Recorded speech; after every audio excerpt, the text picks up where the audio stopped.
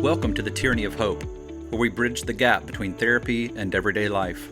I'm West Breedlove, your host, and this podcast is all about putting therapeutic concepts into practice. Each episode, we'll tackle real-world challenges, from setting boundaries to healing trauma, from mending relationships to overcoming addictions. You'll hear from counselors and learn practical strategies you can use right away. So whether you're in therapy or just focused on personal growth, you're in the right place.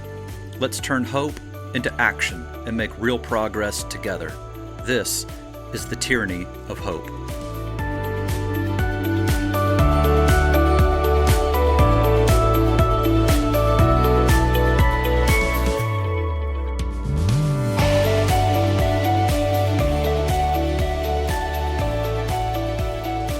Welcome to the Tyranny of Hope. I'm your host, West Breedlove, and today we're going to be exploring how the intense political climate in America is affecting our mental health and how we can protect our peace amidst it all.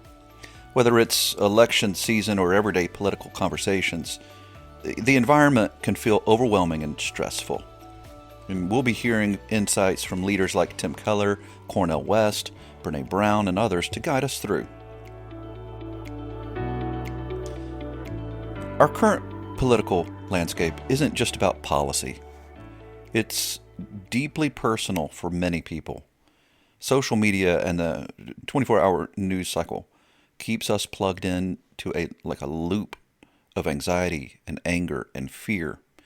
Jonathan Haidt, a social psychologist who studies political and moral divisions, points out in his book, The Righteous Mind, that people don't base their political views purely on rational thought. They're driven by deeper moral intuitions and emotions. This insight helps us explain why these conversations can become so heated and emotionally charged, further impacting our mental health. And it's not just the disagreement itself that's troubling. Brene Brown talks about how political discourse often triggers feelings of shame and vulnerability. She says, when we dehumanize others based on political beliefs, we're actually engaging in behaviors that isolate us from meaningful connection.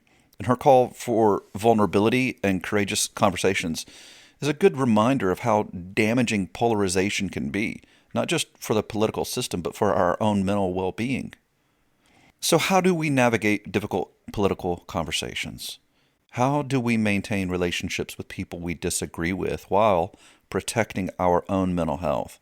David French, a political commentator, has spent years navigating these divides. He advocates for approaching conversations with humility and grace. He states, "We can disagree passionately, but we must never lose sight of the humanity of the person we're speaking with." His approach echoes Tim Keller's call to maintain grace in political discussions. Tim says, if you take a stance that allows no room for discussion, you not only alienate others, but you harden your own heart. Brene Brown, again, also advises us to set boundaries to protect ourselves emotionally. She says, it's okay to step back when a conversation is becoming harmful. Boundaries aren't about shutting people out. They're about making sure we stay grounded in our values. Let's face it, constantly consuming political news can lead to what's known as news fatigue, and it can have a real impact on our mental health. Krista Tippett, host of On Being, often talks about how information overload can create a sense of despair and disconnection. She encourages people to pause and engage with the world in a way that prioritizes our well-being rather than just reacting to the latest crisis.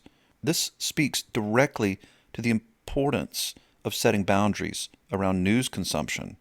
Arthur Brooks, the social scientist who focuses on happiness and well-being, advises taking a more measured approach. He says, if you want to stay informed without being overwhelmed, set specific times to check the news. Don't let it dominate your entire day.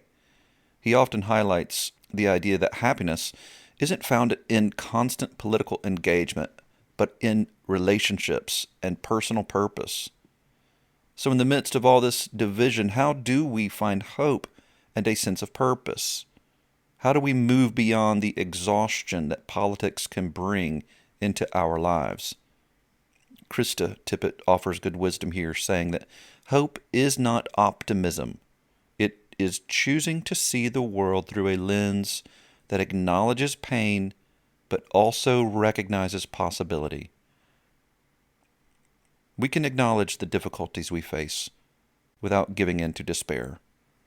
Arthur Brooks adds another perspective, saying that you can't fix the world, but you can create a better environment for yourself and those around you.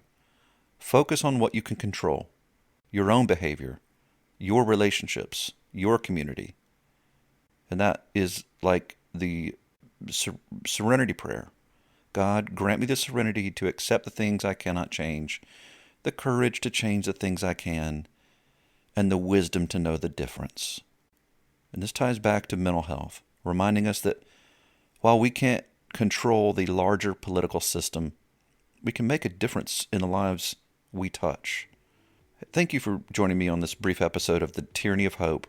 And today we've heard from voices like Jonathan Haidt, Brene Brown, David French, Arthur Brooks, Krista Tippett, Tim Keller, all offering us tools to navigate the political turbulence of our time.